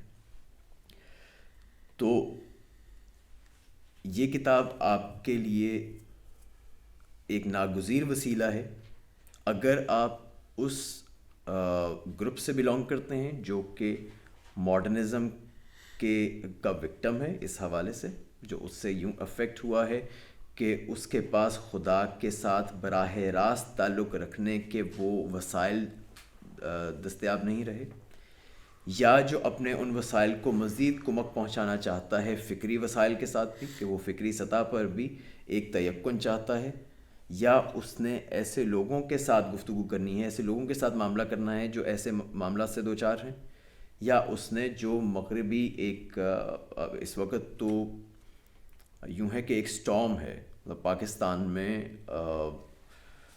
اگر آپ خاص طور پر علمی درسگاہوں کے حوالے سے دیکھیں تو آپ کو نظر آتا ہے کہ ہر دوسرا تیسرا بندہ چوتھا بندہ جو ہے وہ یا تو کچھ کنفیوژن کا شکار ہے، یا وہ اس کا شکار ہے مطلب انہی الہادی تفکرات کا شکار ہے، الہادی شکوک کا شکار ہے کہ پتہ نہیں خدا ہے بھی کہ نہیں، پتہ نہیں ہے بھی کہ نہیں، ایسے ایولوشن جو ہے وہ تو یوں کہتی ہے، فلاں چیز تو یوں کہتی ہے، وغیرہ وغیرہ. تو اس وقت تو یہ ایک پورا ایک سٹارم ہے، ہمارے آس پاس سارے وہ لوگ موجود ہیں، ان میں سے ہم میں سے بھی ہو سکتا ہے کہ بہت سارے لوگ اس طرح کے موجود ہوں جو کہ ذہنی کشمکش کا شکار ہوں، جس میں کچھ برا نہیں ہے، ایز لانگ ایز آپ کے اندر یہ سنسیریٹی ہو کہ میں نے چاہے سچ یہ ہو چاہے سچ وہ ہو، میں نے سچ تک پہنچنا ہے، ایز لانگ ایز آپ سوال کر رہے ہوں، سوال اٹھا نہ رہے ہوں، اس وقت تک سب صحیح. تو اس وقت وہ تمام لوگ جن کا ورلڈ ویو دھندلا چکا ہے، ٹریڈیشنل ورلڈ ویو جو ہمارا تھا وہ دھندلا چکا ہے، یا جس طرح سے ہماری قوم میں بہت واضح نظر آتا ہے کہ ہمیں اپنے آئیڈیلز کا یا تو علم نہیں ہے، یا علم ہے تو ہم بہت سارے تضادات کا شکار ہیں اپنے اندر بھی اور ایز اے نیشن بھی. ہمارے اندر ایک مطلب ہمارا اگر کسی سے بھی آپ پوچھیں گے کہ مقصد کیا ہے تو ہر بندے کی ایک الگ رائے ہوگی، اور یہ قوم بھی جس طریقے سے آپ کو معلوم ہے درسگاہوں کی حد تک بھی جو تقسیم ہو رہی ہے اور جس طریقے سے ملٹیپل اقوام بن رہی ہیں اس کے اندر بن چکی ہیں، جو ایک انتشار ہے، تو یہ سب کچھ جو ہے یہ اگر کبھی طویل بحث کا موقع ملا تو ہم دیکھیں گے کہ کس طرح سے یہ سب کچھ ماڈرنٹی سے جڑا ہوا ہے. لیکن بہرحال اگر اس طرح سے کسی بھی چیز سے آپ دوچار ہیں، یا آپ کو اس سے معاملہ کرنا ہے، آپ کو اس طرح کے لوگوں سے انٹریکٹ کرنا ہے، یا اس طرح کے ایشوز سے انٹریکٹ کرنا ہے، کہ اس طرح کے کانسیپٹس کو ایڈریس کرنا ہے، تو اقبال کی یہ والی کتاب ایک ناگزیر وسیلہ ہے آپ کے لیے. اس وقت ہمارے پاس جو موجود ریسورسز ہیں اس میں یہ انیویٹیبل ہے کہ آپ اس کو دیکھیں اور اس سے استفادہ کریں. جو ایک تو یہ چیز اس کتاب کے حوالے سے. دوسرا شاعری کے حوالے سے بھی تو نوری صاحب نے فرمایا کہ جیسے اقبال کی شاعری، اگر آپ اقبال کو سمجھنا چاہتے ہیں تو بھی شاعری کی بہت ساری پرتیں نہیں کھلتیں جب تک کہ آپ یہاں سے اس کی جو اس کسی بھی شعر کے اندر جو اس کا فکری لیئر ہے، جب اگر آپ اس کو اس سے نہیں کھولتے، مطلب وہ نہیں کھل سکے گی. ہر چیز کے مختلف پہلو ہوتے ہیں نا، جیسے اچھا اگر کوئی بھی شعر ہے تو شعر سے محظوظ ہونے کا یا اس کو انٹرنلائز کرنے کا بھی یا اس سے استفادہ کرنے کا ایک پہلو جو ہے وہ جمالیاتی ہو سکتا ہے، استھیٹک پہلو ہو سکتا ہے. آپ نے شعر سنا، آپ بالکل وجد میں آ گئے کہ یار کیا بات ہے، بات سمجھ آئی ہو یا نہ آئی ہو، یہ کلام خوب ہے. ایک اس کا جو ہے وہ انسپریشنل اور وجدانی بھی ہو سکتا ہے، احساساتی ہو سکتا ہے کہ آپ کو شعر جو ہے وہ کچھ ایسے احساسات دے جائے کہ جو احساسات آپ، یہ بھی ہو سکتا ہے کہ آپ ریزن میں اور انالیٹیکل تھاٹ میں اور کمیونیکیشن میں آپ اس کو اپنے طور پہ بیان بھی نہ کر سکیں، لیکن وہ آپ کو اس شعر سے دستیاب ہو جائیں. تو بہت سارے مختلف درجے ہوتے ہیں جس میں ہم شعر کو سمجھتے ہیں.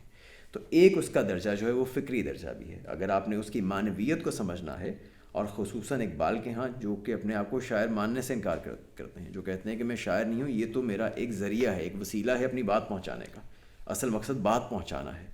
تو اس کا مطلب ہے کہ اگر آپ کو فکری سطح پر مطلب ان کے شعر جو ہیں وہ فکری سطح سے ایک تو آری نہیں ہوں گے، اس میں لازمی کوئی نہ کوئی میسج، کوئی نہ کوئی فکر موجود ہوگی، اور اگر آپ کو اسے انڈرسٹینڈ کرنا ہے تو اس کے لیے جو ان کا ایک میگنم اوپس ہے جس میں انہوں نے تمام تر باتوں کو بیان کرنے کی کوشش کی ہے، اپنی تمام تر تھاٹس کو، وہ پھر یہ ریکنسٹرکشن ہے. اور شعر میں پھر ڈیفینیٹلی کچھ دوسری مجبوریاں بھی ہوتی ہیں.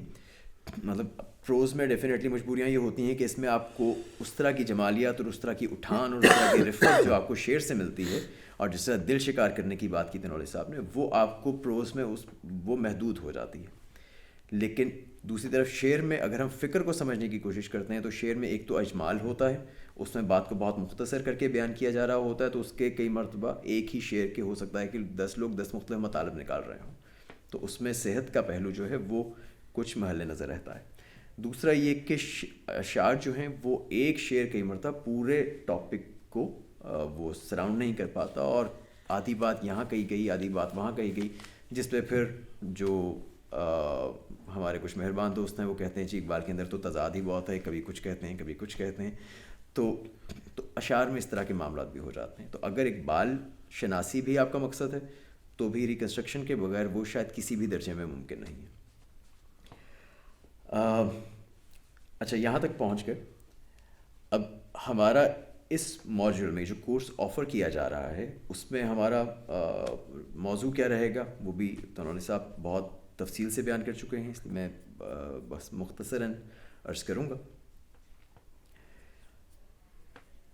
انسان کے کچھ سوال ایسے ہیں جو بہت ہی بنیادی ہیں اور بہت ہی آپ یوں کہہ لیجیے قدیمی ہیں. جب سے ہمارے پاس ہم نے ہیومن تھاٹ کو ڈاکیومنٹ کرنا شروع کیا ہے تب سے وہ سوالات موجود ہیں، اور وہ فلسفے کے سب سے بڑے سوالات ہیں، انسانی علم کے آپ کہہ لیجیے سب سے بڑے سوالات ہیں، ہماری زندگی کے سب سے بڑے سوالات ہیں. سوالات کیا ہیں؟ سب سے پہلے یہ کہ میں کون ہوں، میں یہاں موجود ہوں تو کیوں موجود ہوں، مجھے وجود دینے والی شے کیا ہے، وہ کیا وجہ ہے کہ میں موجود ہوں، اس کی علت کیا ہے، میرا مقصد کیا ہے، اس کا کاز اور اس کا فائنل کاز ان ایرسٹاٹلز ٹرمز وہ کیا ہے، یہ کائنات کیوں ہے، یہ کائنات کس نے بنائی ہے، کس لیے بنائی ہے، میرا اس سے کیا تعلق ہے، کیا کوئی خدا وجود رکھتا ہے، اگر رکھتا ہے تو میرا اس سے کیا تعلق ہے اور وہ مجھ سے کیا چاہتا ہے، اس نے مجھے پیدا کیا ہے تو پیدا کرنے کا مقصد کیا ہے. تو یہ وہ سوالات ہیں جو کہ ہماری پوری زندگی پر حاوی ہیں. سننے میں کچھ کلیشے سوالات لگتے ہیں، لیکن ان سوالات کے اگر جواب بدل جائے تو ہماری پوری زندگی بدل جاتی ہے. ہماری اگر آپ بڑی بڑی سویلائزیشنس کو دیکھیں تو سویلائزیشنس بیسیکلی ان سوالات کے جوابات ہی سے وجود میں آتی ہیں. ایک سویلائزیشن کا جواب مختلف ہوگا تو اس میں ایک نئی سویلائزیشن وجود پذیر ہو جائے گی. چیست عالم، چیست آدم، چیست حق، یہ جو اس کا ایک ایکسپریشن ہے اقبال کی کہ عالم کیا ہے، آدم یعنی انسان کیا ہے، حق یعنی خدا کیا ہے. تو یہ ایک ٹرائی اینگل ہے، آپ کا اپنا وجود اور زندگی، آپ اس ٹرائنگل میں آپ کی قید ہے. بیسیکلی تمام تہذیبیں اس ٹرائنگل میں قید ہیں، ہر تہذیب اس ٹرائنگل کا ایک ڈفرینٹ پرسپیکٹو رکھتی ہے.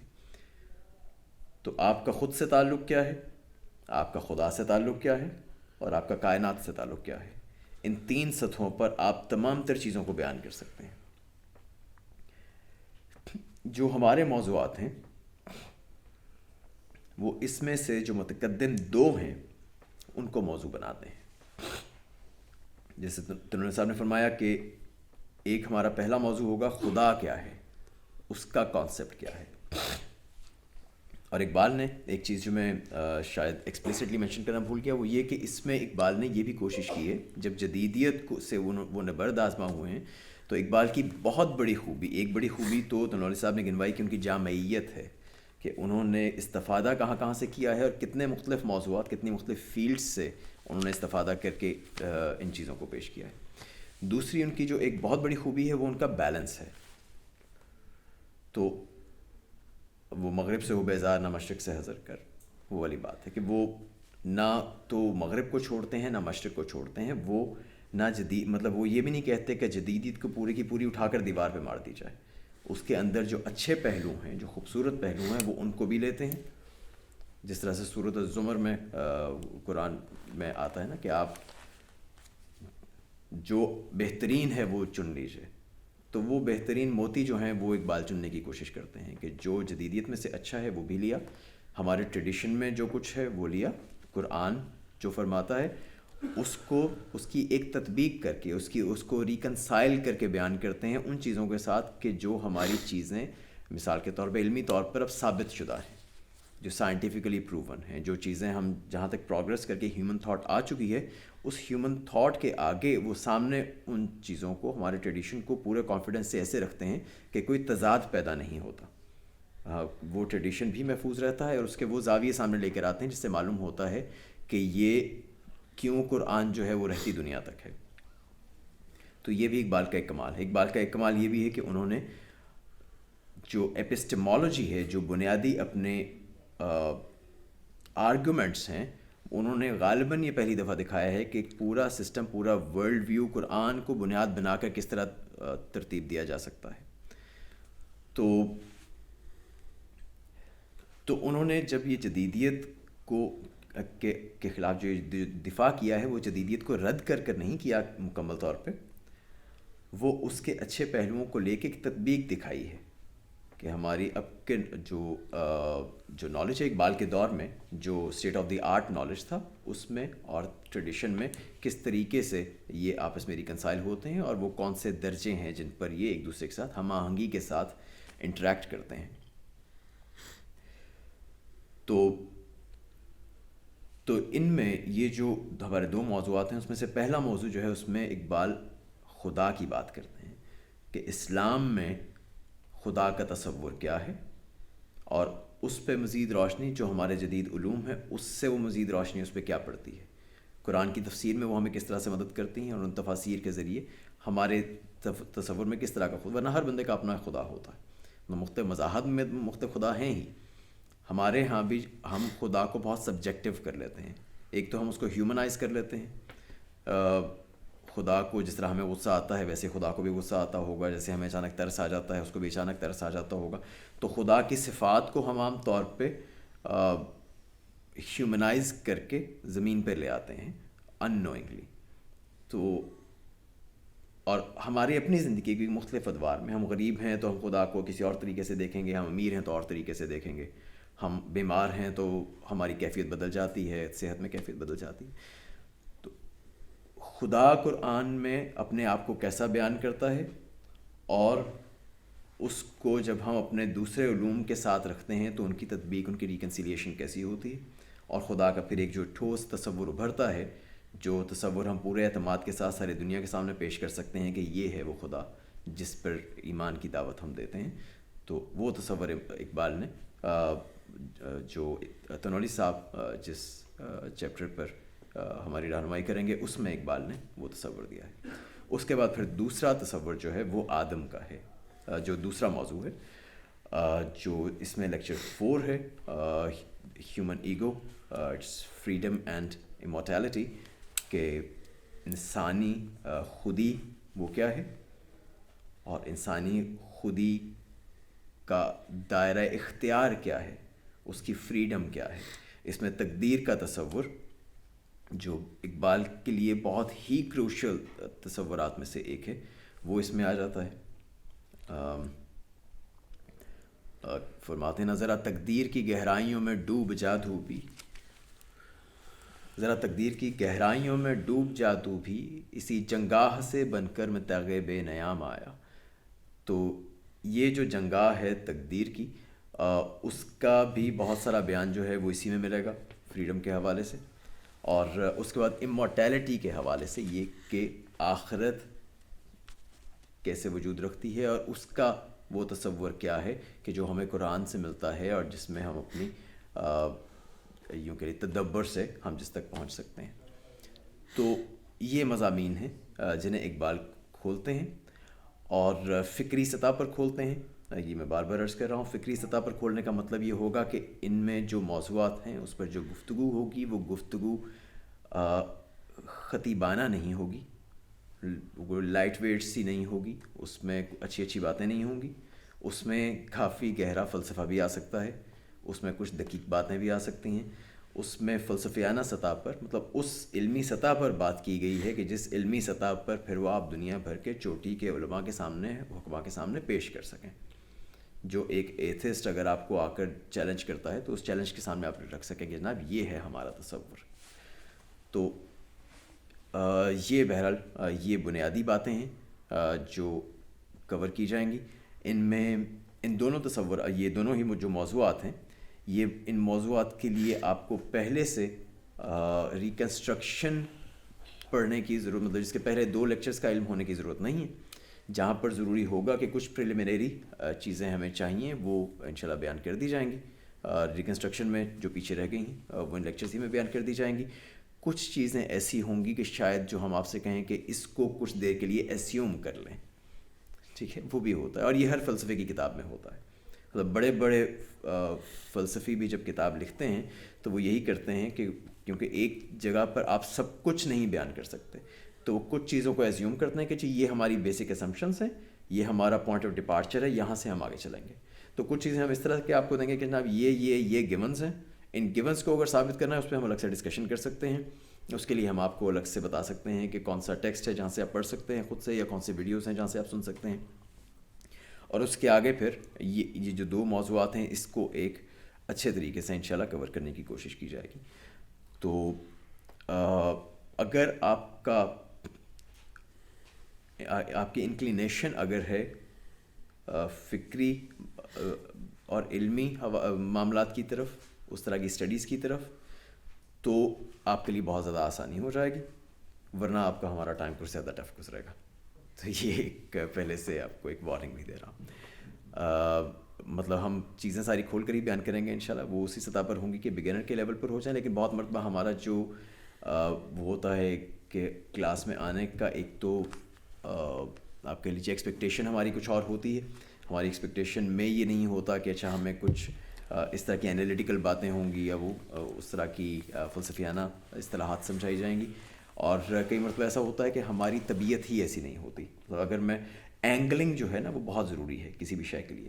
مطلب ایک شاعر چاند کو دیکھتا ہے تو وہ اسے کسی اور انداز میں دیکھے گا، ایک اور نظر سے دیکھے گا اور اس سے کچھ اور طرح کے احساسات لے گا.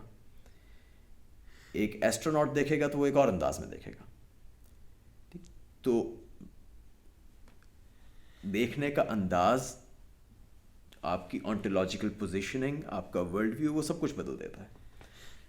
تو اس لیے یہاں پر آپ نے جب آنا ہے تو آپ نے اپنا ایک جو فلسافیکل ہیٹ پہن کر آنا ہے اور وہ والا ورلڈ ویو، وہ والا اینگل لے کر آنا ہے. اس میں ہم اس اینگل سے چیزوں کو ایکسپلور کریں گے.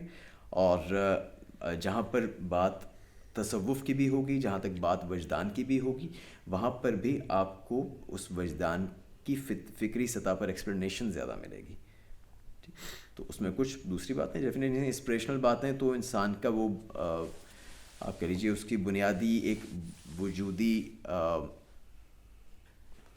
فیکلٹی ہے، اس کا ایک بنیادی وجودی ایلیمنٹ ہے جس سے فرار ہونا ہی نہیں چاہیے. وہ تو ڈی ہیومنائز کر دیتا ہے پوری بات کو، تو مطلب ایک انسانی سطح پر رہ کر. لیکن بہرحال یہ میری طرف سے ایک پورا بیان تھا کہ آپ کو آنا ہے تو کیا ایکسپیکٹ کر کے آنا ہے، اور اس میں ہم انشاءاللہ کن کن چیزوں کو کور کریں گے.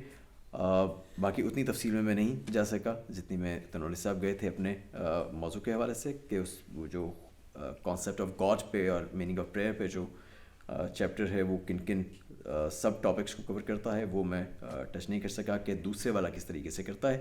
لیکن میرا اس میں بڑے موضوعات یہی ہیں کہ انسان کیا ہے، انسانی خودی کیا ہے، اس خودی کا دائرہ اختیار کیا ہے، اس کی فریڈم، تقدیر کا کانسیپٹ، اور آخرت، اس کی امورٹیلٹی، کہ وہ اگر اس کو ایک دوام حاصل ہے، ابدیت حاصل ہے، تو وہ کس طرح کی ابدیت ہے. تو that will be all from my side for now. آپ لوگوں کے کچھ بھی اگر کامنٹس ہوں، کویشچنس ہوں، آبجیکشنس ہوں تو پلیز. ہمیں ڈیفینیٹلی آپ پھر ہمیں گائیڈ کر دیں گے کہ ہمیں کتنا پڑھنا چاہیے for the next class to be تھوڑا بہت وہ ٹوپی ہم شاید تھوڑی سی کچھ بالکل یہ اچھی اوپر بات پہن ہے لیں. سروج صاحب نے، بلکہ اس پہ میں یہ پوائنٹ مس کر گیا تھا، بڑا اچھا اس کو ایمفیسائز کر دیا کہ آپ جب آئیں تو کم از کم پہلے کچھ اس کا 1/3 ضرور پڑھ آئیں، کیونکہ یہ بھی انٹرنیشنل اقبال سوسائٹی نے یہ فیصلہ بھی ہماری بلیسنگ ہے کہ انہوں نے ایک دن نہیں دیا لیکچر کو 3 دن دیے. پہلے لیکچر میں تو ہم نے چھلانگیں لگائی نا، اس میں ہمارا ہی فائدہ ہوا، آپ کو پتہ ہی نہیں چلا کون سی بات مشکل کی ہے کون سی. لیکن اب آپ کو ہمیں پکڑنے کا آپ کے پاس پورا موقع موجود ہے، تو جناب آپ 1/3 ضرور پڑھ لیں. تو میری کوشش ہوگی کہ 3 حصے کر کے اس کے، کیونکہ 25 صفحات ہے ریکنسٹرکشن کے اس لیکچر کے، تو کم از کم آپ 8-10 صفحات پڑھ لیں تاکہ اس کے بیسک کنسیپٹ. اچھا ہوتا کیا ہے اس کا فائدہ یہ ہوتا ہے کہ جیسے ابھی انہوں نے کچھ بڑے اچھے ویلیوبل کوشچن ریز کیے ہیں وجدان اور علم کے بارے میں، آپ وہ کوشچن بنا کے آئیں. اچھا جب آپ کوشچن بنا کے آئیں گے آپ دیکھیں کیا گفتگو میں آپ کو ان کے سوالات کے جوابات ملیں. ایسا نہ ہوگا آپ کا کوشچن یہاں ہو، ہم متکلم مالغیر کی طرح ادھر باتیں کر رہے ہوں، تو بعد میں پھر آپ وہ کوشچن ریز کریں. اس کو میننگ فل بنانا ہے. دیکھیں جیسا شروع میں نے بھی عرض کیا، سروج صاحب نے بھی بڑی تفصیل سے اس کو ڈسکس کیا، ریکنسٹرکشن سے آپ نے اپنے تہذیبی، دینی اور روحانی شعور کو بہتر کرنا ہے. یہ بہت پریکٹیکل تصوف کی کتاب ہے، میں پورے اعتماد سے آپ کو کہہ رہا ہوں. حضرت نظام الدین اولیاء نے فرمایا تھا اگر کسی کا مرشد نہ ہو وہ کشف المحجوب پڑھے تو اس کو لیے مرشد کا کام دے گی. اس کتاب کے بارے میں پورے اعتماد سے آپ کو عرض کر سکتا ہوں، اگر آپ کلاسیکل تصوف کے لٹریچر کو آج کے علم کے ساتھ لنک کرنا چاہیں، صرف یہ کتاب ہے، بس آپ لنک نہیں کر سکتے. اس کے اندر مثالیں بھی موجود ہیں آخری لیکچر میں، کیونکہ وہ زبان ختم ہو چکی ہے. آپ کسی صوفی کے پاس بیٹھے ہو، آپ کہیے لطائف ستہ کو اجاگر کریں، کیا ہوتا ہے لطائف، وہ خود بھی ایکسپلین نہیں کر سکے گا. تو یعنی تصوف کی اصطلاحات جو ہے، وہ جو علمیات ہے، وہ میتھڈولوجی، وہ ایک اور کلچرل کانٹیکسٹ میں تھی. بڑے لوگ ہیں، ایک ذخیرہ پڑا ہوا ہے، لیکن انفارچونیٹلی وہ سارا ہمارے لیے ارریلیونٹ ہو گیا. آپ نے کیا کرنا ہے، اس کو لنک کرنا ہے آج کے ساتھ، اور یہ کتاب کی ہے، یہ پل ہے. This book is bridge between our 14th century tradition and today's understanding. تو یہ نہ کر سکے ہم تو پھر وی آر ویسٹنگ ٹائم. میرا تو یہ پھر خیال ہے جناب. اس میں 2-3 کام اس مرتبہ جو ہیں وہ بہت اچھے ہوئے ہیں انٹرنیشنل اقبال سوسائٹی کی طرف سے. ایک تو یہ تبدیلی کی گئی ہے کہ پہلے ایک ہی لیکچر پہ جتنے ڈفرینٹ ٹاپکس تھے اس پہ مختلف اسپیکرز آتے تھے، اور اس کے بعد پھر وہ ایک جو لیکچر کو کنکلوڈ کرنے کے لیے آتے تھے. تو اس میں آپس میں کچھ انکانسسٹینسیز آ جاتی ہیں، بعض جگہوں پہ وہ چیز کوہیرنٹ نہیں رہتی، ایک ہارمونائز نہیں رہتی. ایک جہاں پر چھوڑا دوسرا کسی اور طریقے سے شروع کرتا ہے، تیسرا کسی اور طریقے سے. تو اب یہ ہوا ہے کہ ایک پورا ٹاپک جو ہے وہ اب جیسے یہ جو کانسیپٹ آف گاڈ والا پورا ٹاپک ہے، پورا ٹاپک ہی تنوری صاحب کے پاس ہے. تو اس سے جتنے بھی متعلق کا موضوعات ہیں ان کو بھی یہی کور کریں گے. تو اس سے پھر وہ ایک آپ کا جو ربط ہے وہ قائم رہے گا، اور سوالات کا بھی ہمیں زیادہ مارجن مل جائے گا. دوسرا پھر اس میں یہ بھی ہے کہ جو ہمارے پاس ڈسکشن کے لیے ایک ڈیڈیکیٹڈ سلاٹ، ایک پورا نشست جو ہے وہ صرف ڈسکشنز پہ رکھی جائے گی. بلکہ میں ڈسکس کروں گا، اگر ممکن ہو سکے تو ایک کی جگہ اگر ہم اس کو 2 کر سکیں، اگر امکان ہو تو وہ اور بھی اچھا ہو جائے گا کہ ہر موضوع کے لیے، ہر لیکچر کے لیے ایک ہو جائے.